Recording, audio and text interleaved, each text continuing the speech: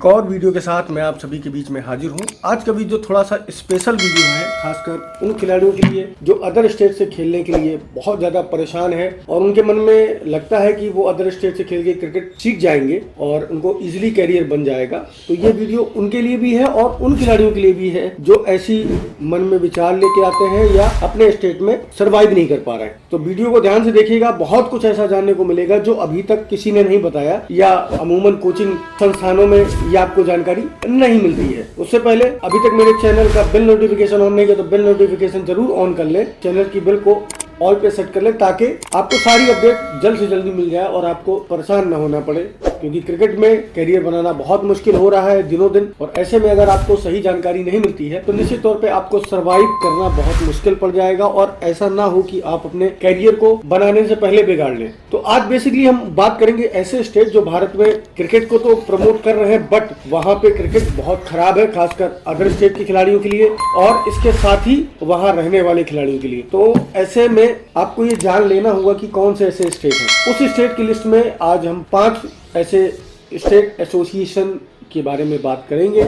उनमें से पहला नंबर है छत्तीसगढ़ स्टेट क्रिकेट एसोसिएशन या Chhattisgarh state cricket association, cricket संघ भी इसको बोलते हैं। छत्तीसगढ़ इसलिए क्योंकि यहाँ पे छत्तीसगढ़ में अगर आप क्रिकेट खेलने जा रहे हैं तो आपको 6 से 7 साल की आपको रेजिडेंस प्रूफ करना पड़ेगा और इसके साथ ही आपको वहाँ स्कूलिंग भी प्रूफ करनी है 6 से 7 साल की। तो यानी कि अगर आप वहाँ से खेलने की सोच रहे हैं तो आपको एक लंबा समय देना पड़ेगा। इतना समय तो फिलहाल किसी के पास होता नहीं है, लेकिन ये पॉलिसियां हैं तो आपको फॉलो करनी पड़ेगी। इसके बाद आपको रेजिडेंस भी प्रूफ करना पड़ेगा 4 से 5 साल का, या फिर अगर आप 6 साल की मार्कशीट प्रोड्यूस कर रहे हैं तो 6 साल तक का रेजिडेंस आपको देना पड़ेगा।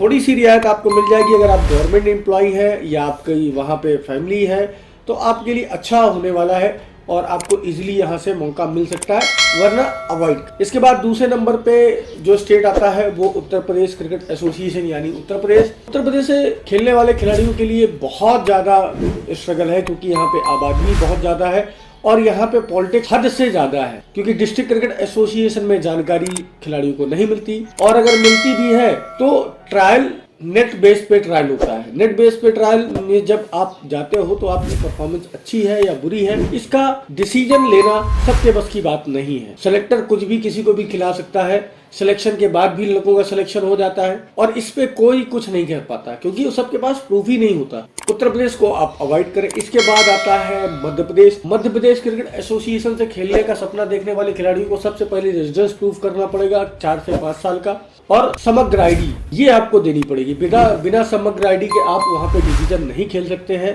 क्योंकि रूल बहुत जल्दी चेंज हो गए हैं और बहुत से एसोसिएशन के रूल चेंज हो रहे हैं। इस तरह में वहाँ पे समग्र आईडी आपको देनी पड़ेगी, रेजिडेंस प्रूफ करना पड़ेगा। बिना इसके आपको वहाँ इजीली क्रिकेट खेलने को नहीं मिलेगा। इसके बाद बात करते हैं झारखंड। झारखंड ने रिसेंट में बहुत सारे चेंजेस किए हैं। अब वहाँ पे खेलना बहुत मुश्किल होता जा रहा है, जैसा कि इस फ्रॉड के चक्कर में बहुत सारे खिलाड़ियों को बाहर कर दिया गया है। जो बर्थ प्रूफ के लिए जो भी ऑनलाइन बर्थ सर्टिफिकेट हो या आधार कार्ड हो उसको प्रूफ करना बहुत मुश्किल हो गया है। रेजिडेंस, आधार कार्ड, हिस्ट्री भी चेक की जा रही है, स्कूलिंग भी चेक की जा रही है। तो अगर आपकी फैमिली से कोई वहाँ रहता है तो ठीक है, वरना इसको अवॉइड कर सकते हैं और करना भी चाहिए।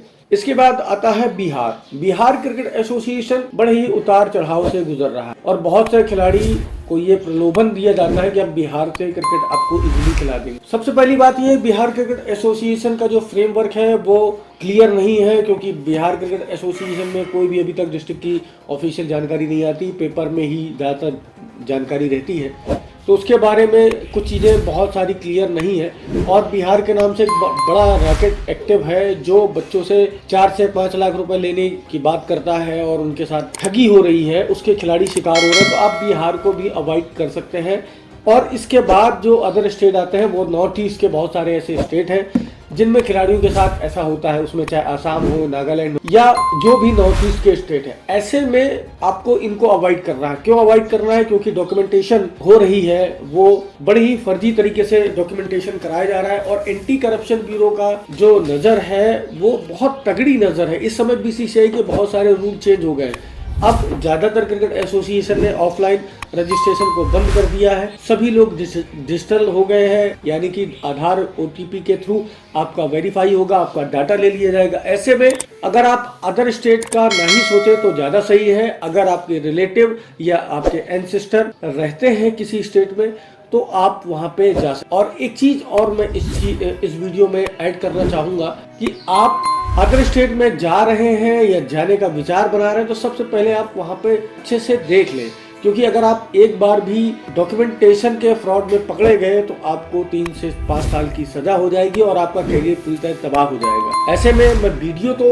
अदर स्टेट की बना चुका हूँ, बहुत सारे वीडियो में जानकारी भी दे चुका, लेकिन मैं ये देख रहा हूँ कि आपको अदर स्टेट की तरफ धकेला जा रहा है। तो ऐसे में अगर आपका कोई रिलेटिव नहीं है या कुछ नहीं है तो आप जा रहे हो तो वहाँ धक्के ही खाओगे। क्योंकि अगर मान लीजिए आप अपने डिस्ट्रिक्ट में सिलेक्शन आपका होना है और ट्रायल्स आपके डिस्ट्रिक्ट में है तो आपकी जो ग्रिप होगी, आपको जानने पहचानने वाले जो लोग होंगे, सिलेक्टर होंगे, कोचेस होंगे, खिलाड़ी होंगे, वो जानने पहचानने वाले ही मिलेंगे। अगर कोई कॉम्प्लिकेशन होती है तो आपकी फैमिली आपके सपोर्ट में खड़ी रहेगी।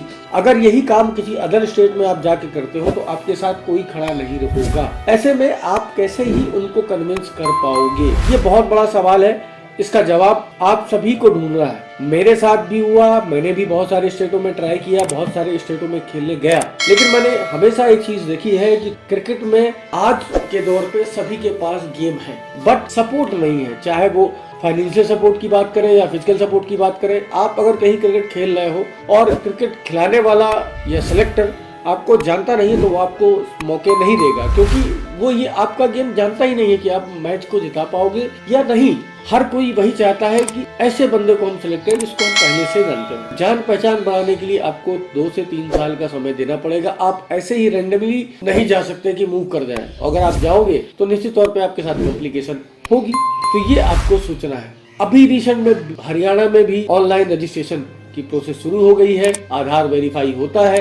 तो यूपी के बहुत सारे खिलाड़ी जो माइग्रेट कर गए थे हरियाणा में, उन खिलाड़ियों को भी वहां से बाहर का रास्ता दिखा दिया गया।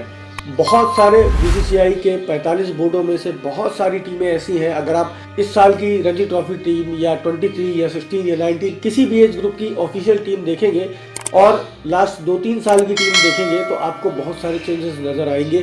7 से 8 खिलाड़ियों को चेंज होते हुए देखेंगे। इवन रणजी ट्रॉफी में भी आप 7 से 8 खिलाड़ियों को चेंज होते हुए देखेंगे, क्योंकि एज का वेरिफिकेशन जब आधार हिस्ट्री चेक की जा रही है तो उसमें सब कुछ निकल के आता है कि इन्होंने कितना क्या चेंजेस किया है। तो ऐसे में आप अवॉइड करें, आप गलत वीडियो न देखें और गलत लोगों की सलाह में मत जाएं। अदर स्टेट को तभी जाना है जब उसमें आप जानते हैं, उसके बारे में आपने पढ़ा है या आपकी फैमिली वहां पे रहती है। और अगर आप जाते हैं तो सबसे स्कूल कॉलेज के थ्रू आपको इजीली मौका मिल जाएगा। और इसी को देखते हुए हरियाणा ने 2 साल, आपको वहाँ 2 साल हरियाणा में रहना होगा, तभी जाके आप तीसरे साल ट्रायल के लिए एलिजिबल होते हैं। क्राइटेरिया अब एसोसिएशन बढ़ा रहा है। ऐसा क्यों हो रहा है उसका भी मैं आप सभी को खुलासा कर दूं। एग्जाम्पल के तौर पे अगर मान ले तो आप यूपी से माइग्रेट होकर किसी भी दूसरे स्टेट में आप जाते हो, वहां से खेलने को मिल जाता है आपको इजीली। आप रणजी ट्रॉफी खेलते हो या किसी भी एज ग्रुप का मैच खेलते हो तो आपको ये 2 साल 3 साल में लगेगा कि आप अपने स्टेट में माइग्रेट कर जाओ। ऐसे में आप NOC लेते हो। जब आप NOC लोगे तो जाहिर सी बात है उस स्टेट की टीम कमजोर पड़ जाए, क्योंकि आपने वहां जगह बनाई है। तो ऐसे में उस स्टेट के खिलाड़ियों को भी नुकसान हो रहा है, क्योंकि आप किसी दूसरे की जगह काट रहे हो और आप NOC लेके अपने स्टेट को रिटर्न हो रहे हो। तो ऐसे में कोई भी आपको मौका देना नहीं चाहेगा। एक इसका लाइव एग्जाम्पल है मोहम्मद शामी यूपी से माइग्रेट होके कलकत्ता खेलने गए थे। कलकत्ता से जब उनको रणजी ट्रॉफी खेलने का मौका मिल गया, इंडिया में खेले, तो उन्होंने बंगाल क्रिकेट एसोसिएशन से NOC मांगी। तो उस समय सौरव गांगुली प्रेसिडेंट थे बंगाल क्रिकेट एसोसिएशन के। तो उन्होंने सिर्फ उनसे एक सवाल किया कि अगर आपको यूपी ने मौका दिया होता या आपको यूपी से खेलने का मौका मिला होता, आप टीम इंडिया में जाते, तो आप बंगाल क्यों आए। तो ये चीज आपको सोचने की वाली बात है कि खिलाड़ी जब अपने स्टेट से नहीं खेल के दूसरे स्टेट से खेलता है तो वो अपने स्टेट में रिटर्न हो जाता है, जिसकी वजह से बहुत सारे स्टेटों ने अब अवॉइड कर दिया। क्रिकेट में अदर स्टेट के लिए जाने वाले खिलाड़ियों के लिए बहुत बड़ी बात है और ये बहुत शॉकिंग खबरें आ रही हैं, तो ऐसे में मैं तो सजेस्ट नहीं करूंगा, मैं आपको गलत सलाह दूंगा नहीं, वरना पता चले बहुत सारे खिलाड़ी वीडियो देख के माइग्रेट कर जाए तो उसमें कल को कुछ ना कुछ ना हो तो वो ब्लेम करे। ऐसे में मैं आपको सलाह नहीं दूंगा, मैं वही सलाह दूंगा जो आपके फेवरेबल होगी और आपको कैरियर बनाएगी। वीडियो अच्छा लगे तो लाइक शेयर करना ना भूलें, खासकर उन खिलाड़ियों के साथ जिनको अभी तक ऐसी जानकारी नहीं मिलती। और मुझसे जुड़ना चाहते हैं तो मेरे सोशल मीडिया के लिंक्स वीडियो के डिस्क्रिप्शन बॉक्स में मिल जाएंगे, चैनल पे भी मिल जाएंगे, आपको इजीली मुझसे बात हो जाएगी। तब तक के लिए मिलते हैं फिर किसी दूसरे वीडियो में। वीडियो देखते रहिएगा, ऐसे ही अमेजिंग जानकारी आपको मिलती रहेगी।